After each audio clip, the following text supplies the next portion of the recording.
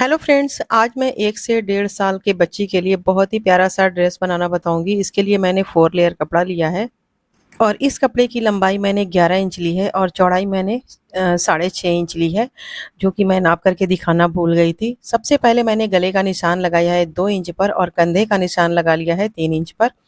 अब यहाँ से आर्म होल का निशान लगाएँगे 4 इंच पर और इस तरीके से हमने इसको एक चौकोर शेप बना लिया है। इसमें हम आर्म होल का शेप देंगे।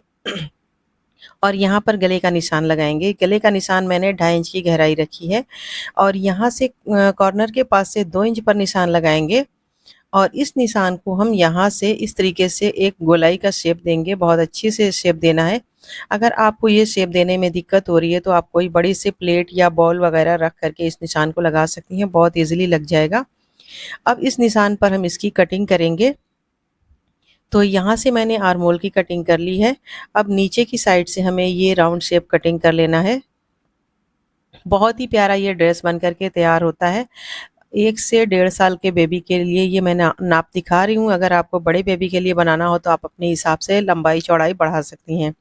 अब यहाँ से मैंने बैक साइड के गले के हिसाब से कटिंग किया है, जो मैंने 2 इंच की गहराई में कटिंग की है और मैंने यहाँ पर कंधे की कोई कटिंग नहीं की है। बैक और फ्रंट दोनों एक साथ जुड़ा हुआ है, तो इसलिए मैंने इस तरीके से कट लगा दिया था ताकि हमें पता चले कि कहाँ से हमारे कंधे का निशान है। अब इस तरीके से मैंने कपड़े को रख लिया है और यहाँ से हम फ्रंट वाले गले की कटिंग कर लेंगे। तो ये हमारे फ्रंट गले की कटिंग हो गई है। अब बैक साइड में हमें थोड़ा-सा खुला रखना है, तो इसके लिए हमने यहाँ से 2 ढाई इंच कपड़ा कटिंग कर दिया है, मतलब खोल करके सिलाई करना है, तो इसलिए हमने कट कर दिया है। इससे क्या होता है कि बच्चों को पहनाने के लिए गला आसानी से चला जाता है। अब देखिए इसकी फाइनल कटिंग मैंने इस तरीके से इसकी की है। अब इसकी सिलाई शुरू करनी है, तो सिलाई करने के लिए सबसे पहले मैंने इसको खोल के रख लिया है और इसकी उल्टी साइड मैंने नीचे ऊपर रखी है और सीधी साइड नीचे। अब ये मैंने 2 इंच की चौड़ाई में पट्टी ली है, इस पट्टी को इस कट के नीचे रखेंगे और यहाँ से हम सिलाई लगाएँगे और फिर सेंटर से कट करके पट्टी को इस साइड फोल्ड करके हम इसकी सिलाई लगा लेंगे। इसकी सिलाई लगाने के बाद फिर हम अगली सिलाई क्या करेंगे वो मैं आपको दिखाती हूँ। ये मैंने 2 पट्टियाँ ली हैं बिल्कुल सेम लंबाई चौड़ाई में।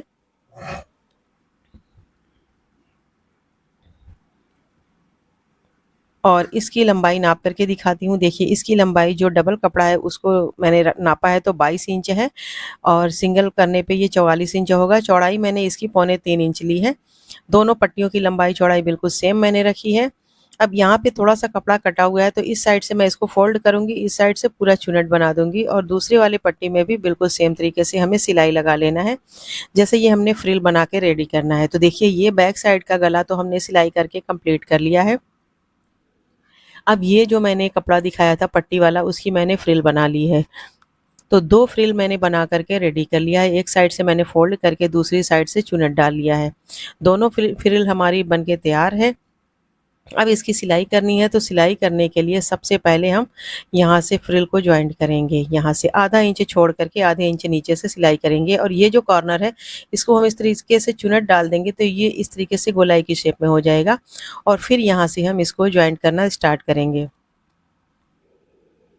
इसी तरीके से सिलाई करते-करते हमें दूसरी साइड तक जाना है और अगर कपड़ा एक्स्ट्रा हुआ तो उसे कट कर देंगे, वरना इस साइड को भी इसी तरीके से गोलाई की शेप में सिलाई कर लेंगे।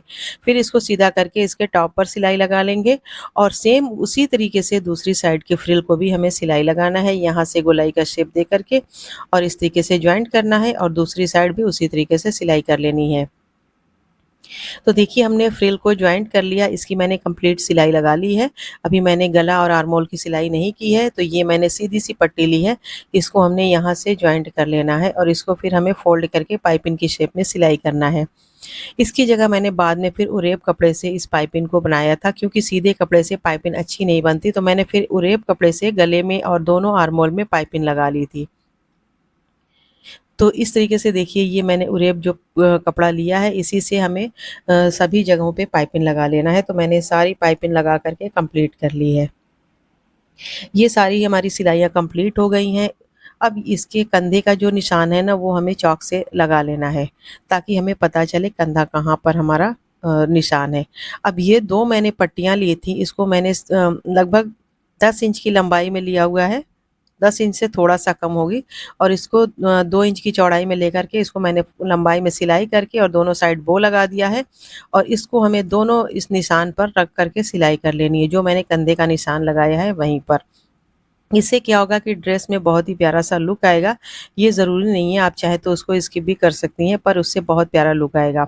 अब ड्रेस ड्रेस को इस तरीके से हम रखेंगे और यहाँ से हम 3 इंच पर निशान लगा लेंगे। दूसरी साइड भी 3 इंच पर निशान लगा लेंगे। ये जो मैंने 3-3 इंच पर निशान लगाया है, यहाँ पर हमें सिलाई लगा के इसको बंद कर लेना है और ये हमने बंधन भी लगा लेनी है दोनों कंधे पे। तो देख सकती हैं कि ये हमारा बहुत ही प्यारा सा टॉप बन के तैयार हो गया है। इसकी टोटल लेंथ जो है वो मैंने 13 इंच तैयार की है। बस ऊपर वाले टॉप के कपड़े की लेंथ हमने 11 इंच ली थी और लगभग 2.5 इंच या 2 इंच के लगभग ये फ्रिल बन के तैयार हुई है। तो टोटल हमने 13 इंच की लंबाई में इसको तैयार किया है। बीच में हम बो लगा लेंगे, इससे बहुत प्यारा सा लुक आएगा, वो बाद में लगाऊंगी।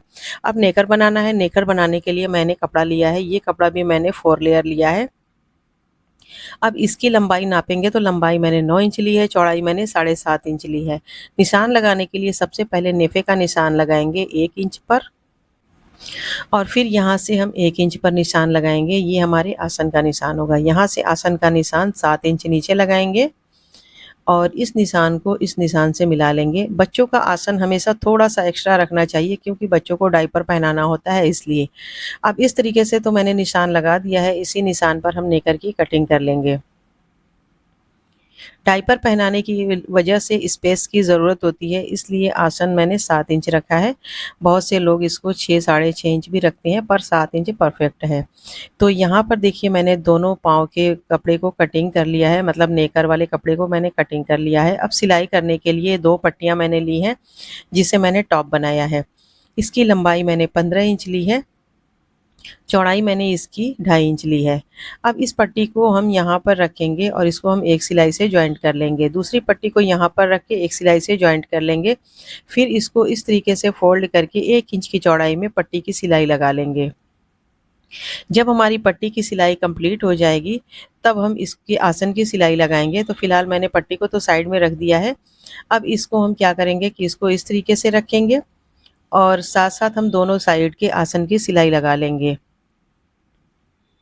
तो देख सकती हैं मैंने ये पट्टी की सिलाई लगा ली है दोनों पाँव में और यहाँ पर मैंने आसन की सिलाई लगा ली है।